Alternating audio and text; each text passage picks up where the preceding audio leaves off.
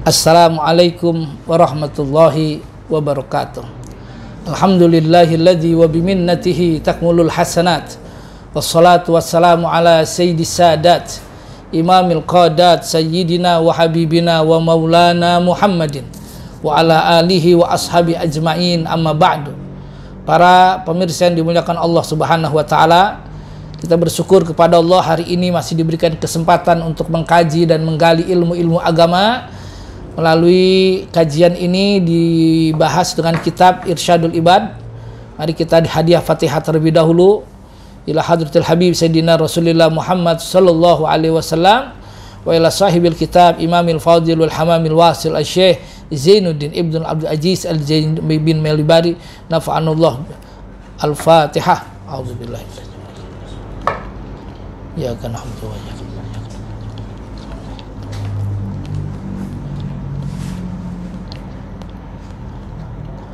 Baik, mari kita lanjutkan kajian kita masih dalam bab birrul walidain, halaman 92. Kitab ini ada beberapa versi, ada juga halaman 92, ada juga di 97 ya. Mungkin ada teman-teman kok kalau 92 ketemu 97. Prinsipnya cari bab uququl walidain atau birrul walidain, lanjutannya itu ya.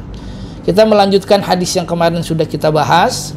Kemudian ada hadis berikutnya, wa Ibnu Majah, hadis riwayat Imam Ibnu Majah wan Nasai dan Imam Nasai, wal Hakim dan Imam Hakim. Ja'a telah datang siapa rajulun seorang laki-laki ila Rasulillah kepada Nabi sallallahu alaihi wasallam. Faqala, maka berkata siapa rajul, ya Rasulullah, ya wahai Nabi sallallahu alaihi wasallam, aratu an agzu, aku ingin berjuang. Wa qad ji'tu, dan sungguh aku telah datang kepadamu, astasyiruka untuk bermusyawarah kepadamu. Faqala, maka berkata atau bersabda siapa Nabi, halaka min ummin, apakah kau punya ibu? Qala na'am. Qala, maka bersabda siapa Nabi, falzamha, maka uruslah ibumu. Fa innal jannata, maka sesungguhnya surga, inda rijliha, di bawah kakinya.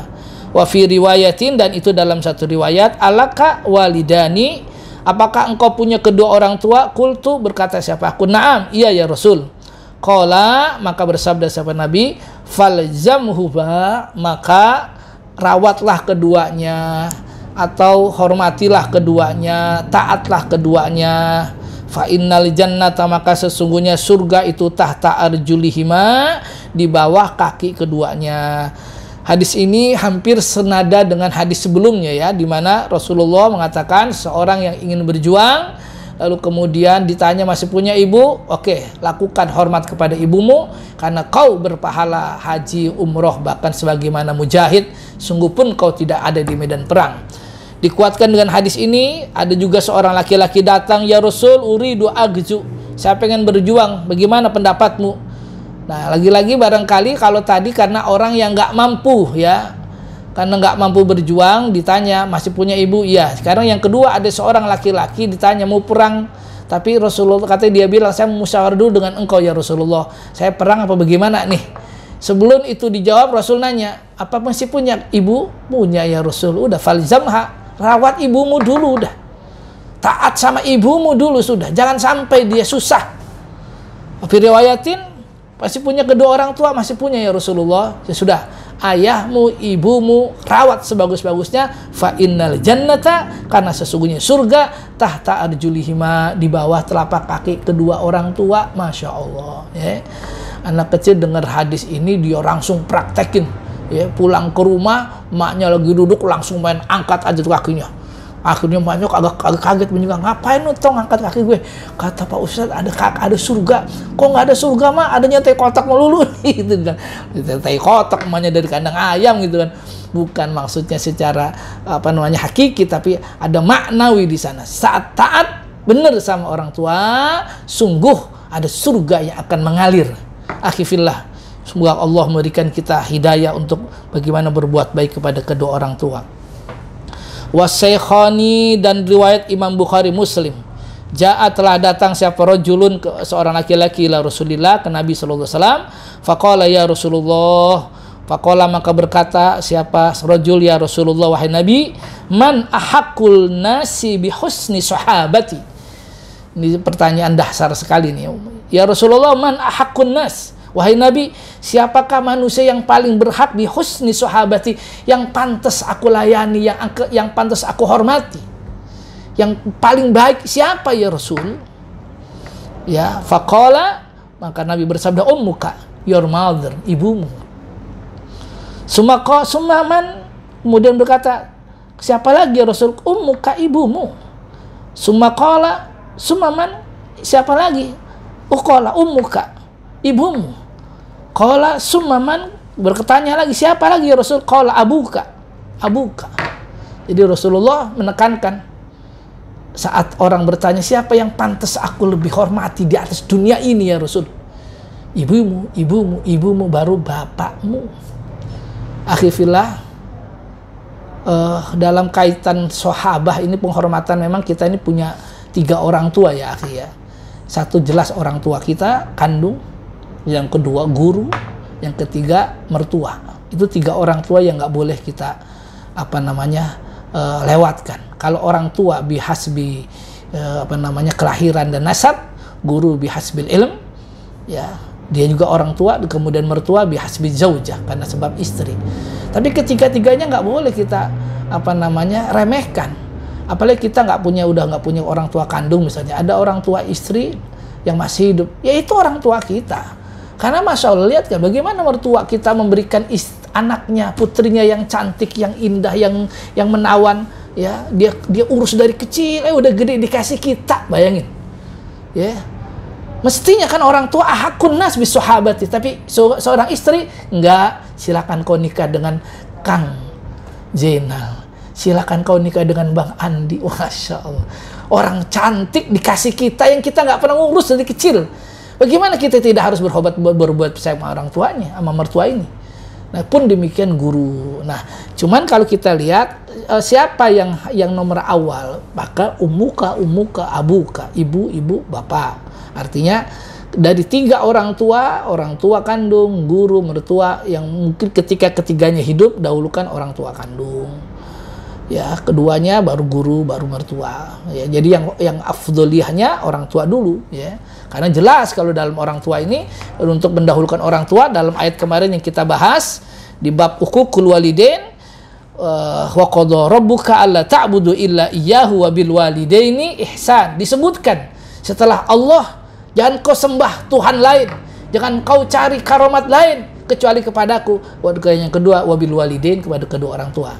Nah, maka manzilatul ula, kedudukan yang pertama dalam penghormatan, jelas di antara 3 orang tua kandung di atas segalanya. Akhifillah rahimakumullah, dalam kesempatan yang sangat mulia ini saya akan baca sebuah cerita. Wahaka al-Baghawi fi mu'amalihi annahu kana fi Bani Israel. Cerita nih, kalau kemarin kita sudah cerita tentang Al-Qamah, sekarang ada cerita di zaman Bani Israel. Ada rajulun soleh lahu tiflun wa lahu aujlah. Ada seorang yang soleh, takwanya benar kepada Allah, cuman nih orang punya anak kecil, ya, punya anak kecil. Singkat cerita, tapi orang ini punya punya ajlah. Ujlah itu ada kambing, anak sapi. Cuman dia sadar nih, anak saya masih kecil, saya udah tua, ini sapi satu-satunya hanya menjadi peninggalan dia. Bagaimana caranya nih kalau nanti, tapi orang soleh kan tahu kalau dia mau meninggal, ya Masya Allah. Ketika dia tahu mau meninggal, apa yang terjadi? Ya sudahlah, ini sapi saya kalau taruh di istri saya pasti berat ngurus sapi. Ya, belum ngasih makan dan lainnya. Ini astaudiuka hadhil ujlah, maka orang soleh ini menitipkan anak sapinya nih ke dalam hutan. Masya Allah, ya. Ini astaudiuka ya Allah hadhil ujlah libni hatta yakbura. Saya titip ya Allah. Masya Allah, ini titipan orang soleh. Masuk ke hutan, dia bilang, ya Allah, aku titip sapi ini untuk anak saya sampai dia besar, nanti silakan diambil sama anak saya. Di dalam hutan belantara ditinggal tuh sapi, ya. Nggak lama bapaknya meninggal. Masya Allah, akhirnya apa? Allahumma inni sa'udika hadil ujlah libni wa ma tarajulun fasara ujlah fi ghaibah wanan wa kanat tahruju min kulli man ra'aha. Ini sapi Masya Allah ya, kalau ada orang yang mau ngelihat aja dia lari, what ya, apa namanya, nggak berani deketin. Kemudian sapi ini benar-benar besar, bagus, yang kulitnya itu kuning kemas-masan, dahsyat ya, apa namanya, warnanya ya. Nah, satu saat apa yang terjadi, si emaknya ini ngurusin anaknya udah mulai besar. Anaknya Masya Allah tabarakallah hidup dengan semangat. Dia cari kayu untuk emaknya. Ketika udah mulai gede dikit, dia cari kayu buat emaknya makan, dijual ke pasar buat makan. Tapi apa yang terjadi, ini anak soleh ini dapat hasil. Nah, ini lagi-lagi jadi pelajaran buat kita. Dapat hasil dari penjualan kayu dari hutan, dibagi 3 sama dia. Yang pertama buat emaknya ya, yang kedua buat sodakoh, yang ketiga baru buat dia. Ini rezekinya selalu dibagi 3 nih. Kalau dapat hasil penjualan kayu, dibagi nih mak, buat mak, yang ini bisa bagian sedekah, sebagainya buat saya. Terus terjadi seperti itu setiap hari. Apa yang terjadi, akhirnya besar anak. Emaknya ngomong satu saat, wahai nak, kamu kayaknya capek hidup kayak begini terus, tapi sesungguhnya dulu bapak pernah punya warisan. Warisan bagaimana mak? Ya warisan anak sapi yang telah dititipkannya di goa. Akhirnya kata bapaknya, kata emaknya, coba sekarang kamu pergi ke hutan. Barangkali sudah saatnya kau menjual tuh sapi. Ya, karena besarnya. Baik, pergilah dia ke hutan. Nah, tapi kata emaknya, sebelum kamu memanggil sapi itu bilang, fad'u ilahu Ibrahim wa Ismail wa Ishak wa Yakub ayyuraddaha alik. Dia bilang ini doanya itu ya, karena ini bukan di zaman Nabi ya. Ilahu Ibrahim, wahai Tuhannya Ibrahim wa Ismail wa Ishak wa Yakub ayyuraddaha alik, agar kembalikanlah sapi itu kepada saya. Kata emaknya alika kepadamu, tapi dibilang aliyah. Wa alamatu annaka idza nadarta ilaha, dan salah satu tandanya adalah kalau kau melihat dia yukhayyilu ilaika. Kemudian kalau sapi itu tandanya itu kalau kau lihat dia apa namanya, silau. Warnanya itu mengkilat bagus. Ya, akhirnya apa? Dia datang ke hutan, dipanggil tuh sapi. Panggil sapi, datang, Masya Allah. Ini sapi memang konon udah terdengar satu dengan lainnya. Terdengar apa namanya, ada sapi di hutan itu bagus, mengkilat, tapi kalau deketin orang dia lari. Jadi ini sapi Masya Allah memang dititipkan orang yang soleh ya akhi ya. Nggak bisa diapain sama orang tuh. Dipegang aja nggak bisa. Giliran anak muda yang soleh bilang, ilahi Ibrahim, ilahi Tuhan Ibrahim, Ismail dan Ishak, tolong kembaliin tuh sapi yang punya bapak saya. Datang tuh sapi, datang kucuk-kucuk, datang menghampiri, Masya Allah. Akhirnya sapi itu dituntun. Dilalanya nih sapi karena zamannya para salafus soleh, wahai anak yang soleh, kamu kan masih kelihatan capek, kamu nggak usah nuntun saya, kamu naik aja di punggung saya kuat kok. Masya Allah, sapi bisa ngomong gitu ya. Apa yang terjadi? Enggak, wahai sapi, saya dititipi oleh emak saya, cuma suruh ngambil kamu, bukan suruh naikin kamu. Oh gitu, ya udah. Akhirnya dituntun tuh. Bayangin kalau kayak anak kita, anak sekarang kan, lah sapi bisa ngomong, bisa lari duluan. Atau kebalikannya, suruh naik, ya gua naik aja deh. Tapi karena namanya bilang suruh ngambil, diambil tuh sapi, tuntun. Ya, udah sampai di rumah, diurus. Apa yang terjadi? Kata emaknya, nak, ini sapi jual aja deh buat kepentingan kamu. Ya, sudah jual. Akhirnya bagaimana mak dijualnya? Ya sudah, kamu jual nih sapi supaya kamu dan kita bisa hidup yang lebih layak. Bagaimana caranya? Ya sudah, kamu jual nih sapi dengan 3 dinar. 3 dinar. Ya, suruh dibayar 3 dinar. Akhirnya Masya Allah dituntun nih sapi ke pasar dengan harga 3 dinar. Dalam waktu yang bersamaan, malaikat ngikutin pemuda yang soleh ini. Ya, tadi lagi pemuda ini soleh karena kalau dia punya pendapat dibagi 3, dirinya, emaknya, sama fakir miskin ya, sama sodako. Nah, datanglah ke pasar. Karena malaikat sudah ngikutin dia, tiba-tiba di pasar beberapa saat kemudian datanglah malaikat ini menyerupai laki-laki. Apa kata malaikat? Mas, kalau bahasa kitanya nih ya, berapa duit mau dijual nih? 3 dinar. Oh, kok murah bener. Ya, begitulah. Itu dari mak saya. Ya, mohon maaf nih. Saya mau beli sama ente ya. Sapi ini 6 dinar. Udah ente gak usah ngomong sama ente. Nih, 6 dinar ente bawa. Kan enak ente. Mak dapat, ente lebih. Kan gitu. Waduh. Ya memang sih enak 6 dinar nih. Tapi saya mau syarat dulu sama mak ya. Ya sudah. Masya Allah ya. Orang soleh ini. Kalau kayak kita lagi-lagi, wah dapat dijual 3 dibayar 6 kan gak usah ngomong-ngomong lagi gitu kan. Main aja. Udahlah. Ngapain lagi gitu kan. Apa yang terjadi? Mak, ada yang nawar mak. Nawarnya bukan lebih rendah tapi lebih tinggi. Dia nggak mau 3 dinar tapi maunya 6 dinar. Ya udah kalau dia mau 6 dinar jual aja. Oh ya udah, saya balik lagi tuh anak pemuda itu ke pasar. Setelah sampai di pasar, Pak, iya kata mak saya boleh 6 dinar. Dilihat lagi sama ini padahal malaikat yang nyerupain manusia, dilihat. Waduh, ini sapi luar biasa ini. Bagus, penuh gemuk, warna kulitnya kuning kemas-emasan. Kalau dilihat mama sinar matahari mencolok gitu kan. Kata malaikat, enggak, saya nggak mau 6 dinar. Loh, tadi Bapak bilang 6 dinar. Saya mau 12 dinar. Lah, gimana sih Pak? 12 dinar tuh. Bapak kan bilang 6 dinar, kenapa 12? Udah 12 dinar, kamu gak usah ngomong sama emak. Nih 12 dinar. Enggak. Saya pesan sama emak saya, pokoknya bagaimanapun caranya saya musyawarah dulu sama emak. Ya sudah, terserah kamu musyawarah ke emak. Musyawarah ke emak, balik lagi ke emaknya. Mak, orang tadi nawar lagi, mak nawar mana? Lebih murah bukan mak? Dia nawar 12 dinar. Ini emaknya kan mak soleh, anak orang perempuan soleha ya, karena suaminya soleh. Nah, bilang sama dia tuh orang, tanya sama dia sekarang, sapi ini saya jual apa jangan? Gitu aja udah. Ini bukan manusia. Emaknya bilang begitu. Tapi tanya sekarang, jual apa jangan nih sapi?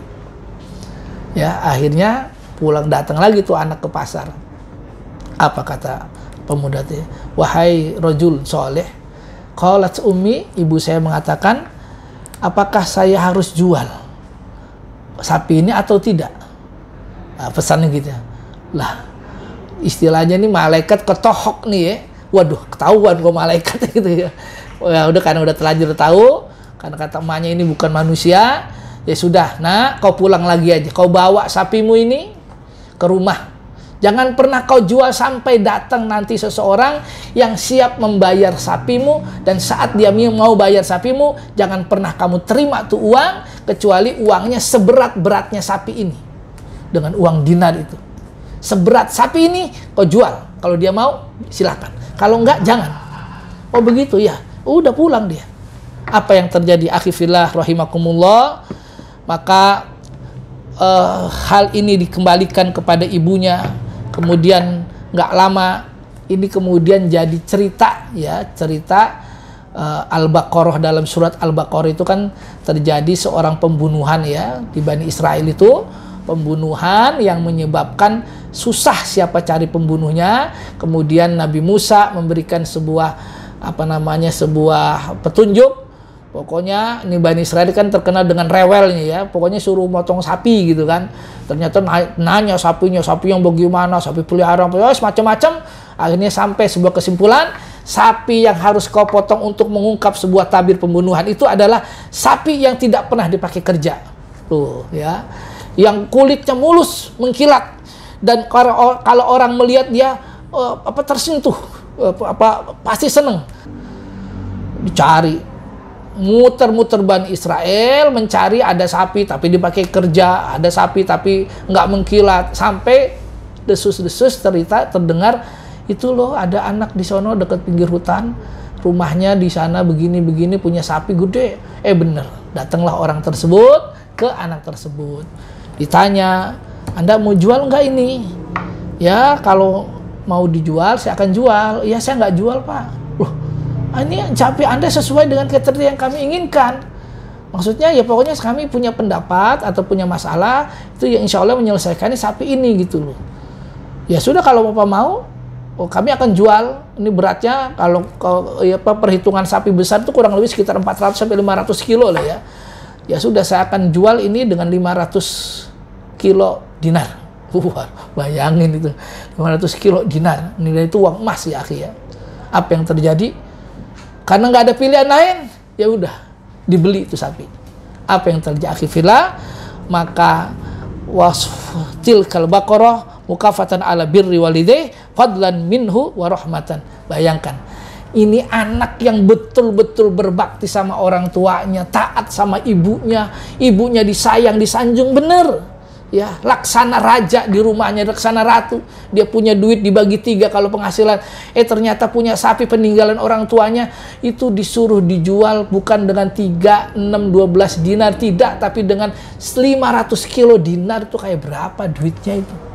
Dinar itu uang emas, 1 dinarnya itu 4,25 gram. Kali 500 itu 1 dinar. Apa 1 dinar itu 4,5 kilogram, 4,2,5 gram.